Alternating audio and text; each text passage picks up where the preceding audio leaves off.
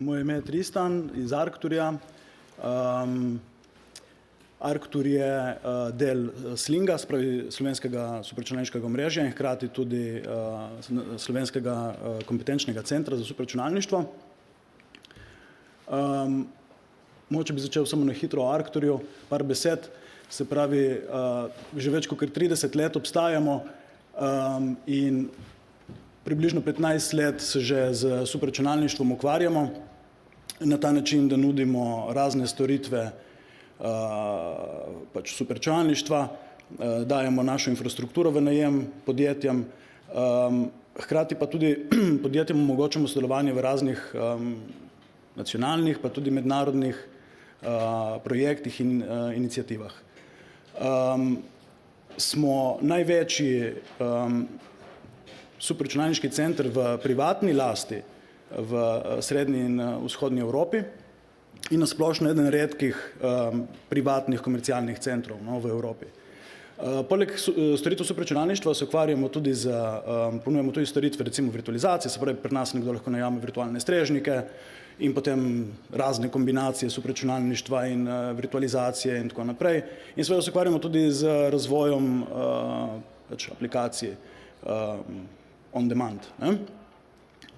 Glede na to, da že res veliko let sodelujemo na raznih mednarodnih projektih, smo si v tem času ustvarili eno veliko mrežo poslovnih partnerjev, tako da podjetja, ki z nami sodelujejo, vedno dobijo možnost sodelovanja v raznih zanimivih konzorcijih.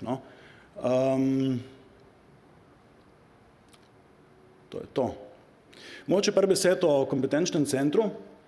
Se pravi, to je ta projekt oziroma projekt EuroHPC-jev, kompetenčnih centrov, ki je danes v resnici nekako sponzor tudi tega dogodka.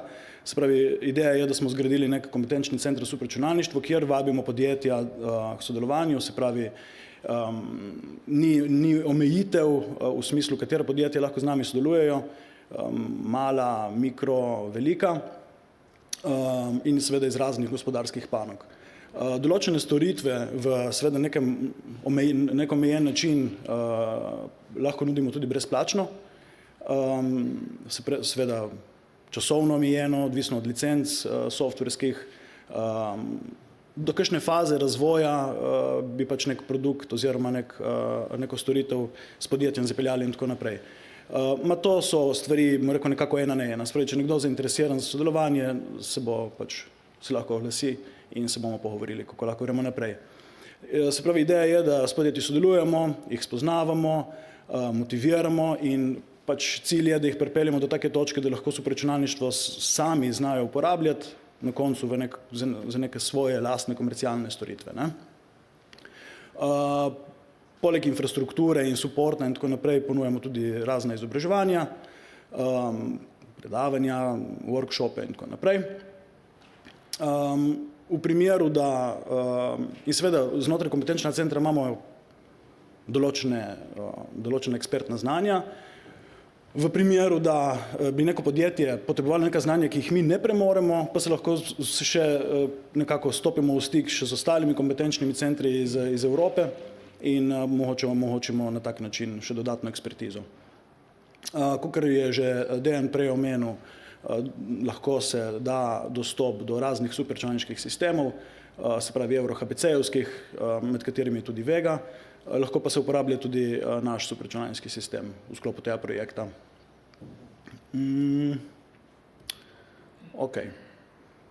Zdaj na hitro, marsikaj je že bilo povedano, kdaj oziroma zakaj bi sploh HPC uporabljali. Načeloma vedno, kadar je potreba po neki veliki količini računalniških resursov oziroma želimo priti do nekih rezultatov hitreje oziroma bi radi več stvari istočasno delali.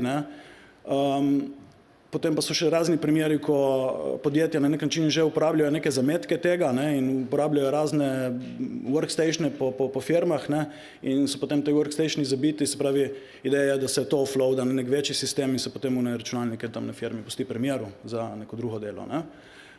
Seveda je smiselna uporaba HPC-ja oziroma najema nekih superračunalniških storitev oziroma sodelovanja v raznih projektih na ta način, da pač pridobi dostop, zato da sploh preveri, ali je superračunalništvo za njih smiselno, morda ni, ne?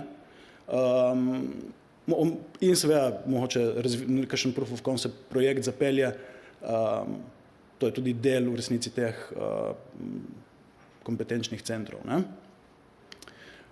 Se pravi, superračunalništvo omogoča nek zagotovo hitrejši razvoj produktov, simulacije, kar pripomorejo k temu, da se dela pač manj prototipov in hkrati na tak način seveda niža stroške. Nekaj o tem bo verjetno v naslednjih predavanjih še povedano. Pa seveda nek produkt oziroma neko storitev, ki jo podjetje razvija, lahko razvija na tak način, da je pripravljeno mogoče za nek future, ne? Se pravi, enkrat bo neko večje povpraševanje po temu in če se stvari zapelje že na začetku, tako kakor je treba, bo potem to zdržalo mogoče malo več let. Zdaj, kako začnete? Na tak način, da nam napišete kakšen mail, ne? Ali pa nas najdete preko Slinga oziroma EuroCC-ja oziroma direktno na Arctur v našem primeru. Kakor sem rekel, zagotovo bo prišlo do nekega sestanka, potem ne, se bomo slišali, preferiramo, da se izpolni to orodje HPC for SME, to je v bistvu en tak vprašalnik, kjer so noter vprašanja relevantna za superračunalništvo. Mi na podlagi odgovorov na to vprašanje potem vidimo, koliko je podjetje zrelo za uporabo in tudi dobimo nek insight, se pravi, koliko ima znanja, kakšne resurse potrebuje, koliko resursov potrebuje, tako da se v bistvu lažje potem pristopimo do podjetja in pač že prvi tehnični sestanek lahko zapeljemo zelo učinkovito, no. Poleg tega pa tudi samo podjetje vidi, kje je, ne, s tem, ko dobi neko poročilo, ko izpolni vprašalnik.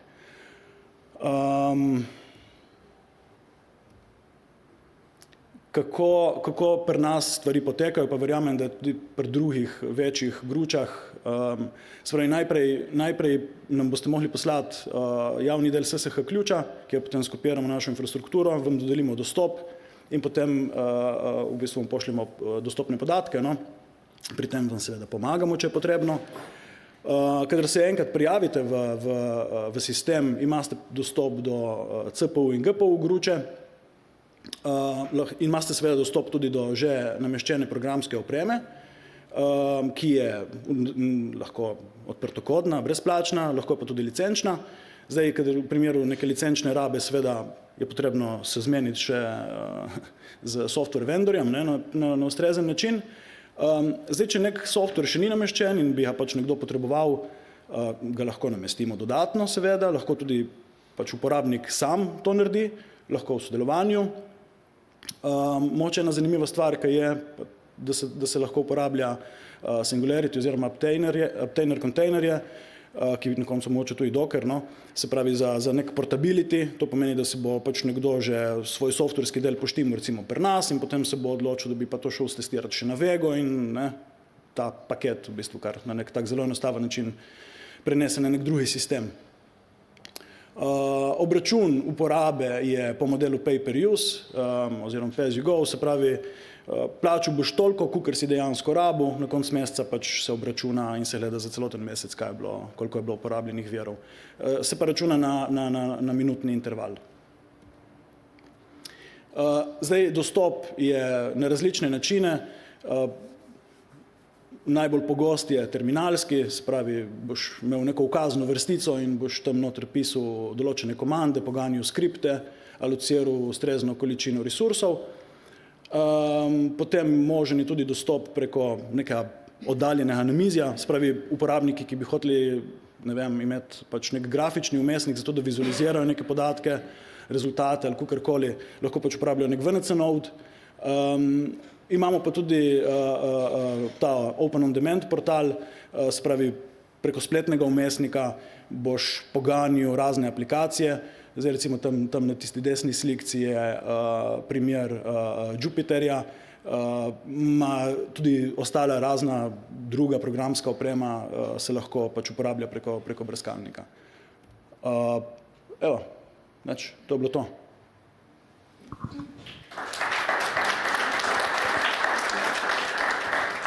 Tristan Pahor, najlepša hvala. Vprašanja na vaši strani, če vas karkoli zanima, kar dvignite roko. Dobrodošlo, kakršnokoli vprašanje. Tamle gospod v zadnji vrsti, počakajte na mikrofon, da pripotuje do vas, pa se nam prosim še predstavite. Dobar dan, dragi Kocef Inštitut Jožef Stefan, hvala za lepo predstavitev. Zanima me par vprašanj. Zdaj, brez da bi kršili NDAs, a lahko poveste nek najbolj težak primer od klienta, ki ste ga imeli, torej, ki je imel zelo nizko startno točko, pa ste ga uspešno pripeljali na uporabo HPC, pa kakšna je izkoriščenost gruče, ki jo imate? Se pravi, ne bom omenil imen, ne? Bi pa omenil recimo primer Fortissimo projekta, ne? Se pravi, v projektu Fortissimo dobi podjetje poleg infrastrukture na voljo tudi denar, ne? In je to mogoče ena taka zanimiva štartna točka za podjetja, ki mogoče še niso, so neki newcomeri v superračunalništvo, dejansko se spodbuja newcomerje, no? Tako da poleg resursov dobi še denar in se potem v bistvu začne neka taka bolj resna uporaba, ne? Ideja pa je seveda, da po koncu tega projekta podjetje postane še bolj zrelo, kakor je bilo že prej, ne? In pridobi ustrezna znanja in na koncu pride do nekega delnega razvoja svoje storitve oziroma produkta in potem seveda lahko še naprej razvija stvari, da pride do neke komercialne rabe, ne? Zastavili ste dve vprašanja, ne? Torej, ta zasedenost gruče je gospoda že zanimala. Ne vem, seveda zavisi, ne? V določenih primerih je gruča zasedena lahko tudi 100%, v določenih primerih je nič, ne? Ni, se pravi, to je neka fluktuacija, ne? Če je v nekem primeru dovolj projektov, pa še to bi mogoče omenil, na našem sistemu seveda se ne uporablja samo stvari v komercialni namen, se uporablja tudi za razvoj oziroma raziskave in razvoj, sodelovanje raznih projektov in to naprej. In ja, seveda, kadar pride do potem, ne, bom rekel, večkratnih projektov, potem ta zadeva kar je fajn zasedena, ne. Ja. Mogoče še to, kakšne trende opažate med podjetji, ki vzpostavljajo stik z vami, iz katerih branž so, kakšnimi nalogami prihajajo do vas, recimo skozi leta? V preteklosti je mogoče bilo največ nekih primerov na področju CFD-ja, ne, se pravi dinamike fluidov. Zdaj seveda so povpraševanja več ali manj oziroma več na AI-ju. Tako da to so nekako trendi, no. Pa raste število teh podjetij, ki se zanimajo za vaše storitve? Ja, definitivno. Tudi seveda, na začetku sem rekel, da mi se že 15 let recimo ukvarjamo s superračunalništvom, ne. Se pravi, se ne ukvarjamo samo na ta način, da dajemo neke resurse na voljo, ne, in support in pomagamo podjetjem, temveč izvajamo tudi neko, kako bi rekel temu, evangelizacijo, ne, se pravi, v resnici podjetjem povemo in te stvari in superračunalništvo predstavljamo, zato da sploh razumejo, kaj to je in da vidijo neke prednosti uporabe teh tehnologij. Ker če se ne zavedaš, da neke stvari pač obstajajo, ne, in nekih benefitov, ki jih imaš od tega, potem pač enostavno ne začneš porabljati, ne. Tako da v teh 15 letih mislim, da smo naredili kar eno veliko pot na tem področju, no. Zanimivo besedo ste uporabili, evangelizacija. Hvala lepa, Tristan Pahor. Hvala.